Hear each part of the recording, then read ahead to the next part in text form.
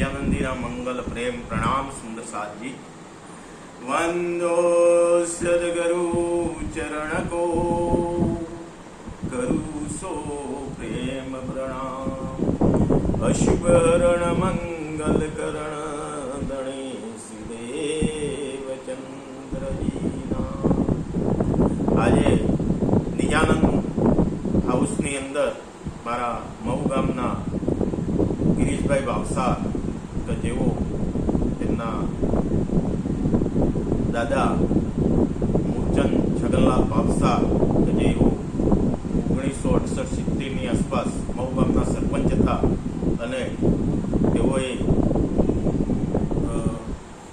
મહુ ગામને અને આજુબાજુ વિસ્તારને બહુ જ નેતૃત્વ પૂરું પાડેલું।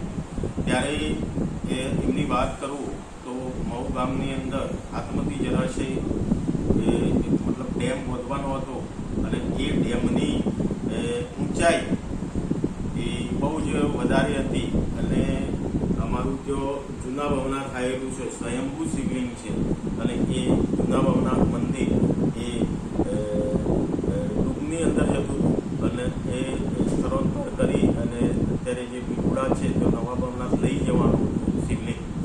ત્યારે દાદાએ વિશ્વ હિન્દુ પરિષદ બોલાયેલી અને ગામના બીજા પણ જે આગેવાનો હતા એ આગેવાનો સાથે લડત કરી અને ડેમની જે સાઈઝ હતી ઊંચાઈ હતી એ ઘટાડેલી અને એમને ભવનાથને બચાવેલું। એમના વખતે પૂરા ગામની અંદર અમારે સમરસતા એમને સ્થાપિત કરેલી કે ભાઈ તેઓ જ્ઞાતિવાદની અંદર જાતિવાદની અંદર માનતા નહોતા અને એમની પેઢી પણ એવી છે તેઓ આજે મારી સોશિયલ મીડિયા મારફતે એમને જાણ થઈ હશે અને મારી ખબર અંતરે એ આવ્યા છે ત્યારે ગિરીશભાઈના ચરણોમાં હું પણ પ્રણામ કરું છું। ગિરીશભાઈની વાત કરું તો ગિરીશભાઈ પણ પોતે ખાદી ભંડાર સાથે સંકળાયેલા છે અને વર્ષોથી ખાદી ભંડારની અંદર તેઓ જોબ કરે છે અને દેશની પોતે ખાદીના કપડાં અને અન્ય ઉપયોગી મતલબ હળદર છે મરચું છે જેવી સામગ્રી તેઓ લોકોને સારી સામગ્રી તેઓ પ્રોવાઈડ કરે છે અને આજે તેઓ મારા ઘરે આવ્યા છે મારી ખબર અંતર પૂછવા તો ગિરીશભાઈ એને પણ આપણે કહીશું કે ગિરીશભાઈ આપ પણ વાત કરો। ગિરીશભાઈ આજે હું સોમભાઈને ખબર અંતર પૂછવા આવ્યો હતો। એમનું આવતીકાલે ઓપરેશન છે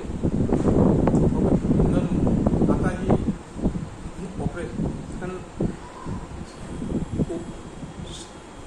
ઓપરેશન સારી રીતે થાય એવી પ્રાર્થના। ગિરીશભાઈને જીભ થોડી અટકે છે એટલે બોલવામાં થોડી તકલીફ પડે છે એમને વર્ષોથી આ પ્રોબ્લેમ છે।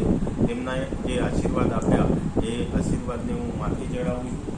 તો જય હિન્દ, જય ભારત, વંદે માતરમ, ભારત માતા કી જય।